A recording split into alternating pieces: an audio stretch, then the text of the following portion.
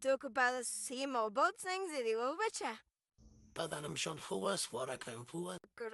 مگی خوب است. مادر جان دیر وقت بود که یک گپ میخواستم برات بگویم، اما گفته نتانستم چه قسمتشون برات بگویم. زادانه بگو. مادر دستمون خانه پنتون خواندم، مالا کارو میکنفتم برم زن بگیری.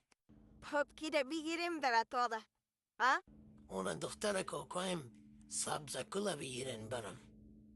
بچه مور شیر دادیم ده ترکی. خیلی دختر دوم مامای من برم بگی شو پیدای جانم میگم. بچه مور هم شیر دادیم. مادر خیلی دختر خالیم زرمینه جان برم بگیرین. بچه مور ما هم شیر دادیم. مادر جان نمیفهم که تو مادر ما بودی یا دایی تمام منطقه که همشه شیر دادی. هلا تو چی میگی بچه وروس؟ چند روز خارج رفتی کفر میگی؟ حالا اگه قسمی بانم مادر جان مویی دست هرم نمیمونه، اما مجبور ازم میزل دکا یکی رو بگیرم دیگه.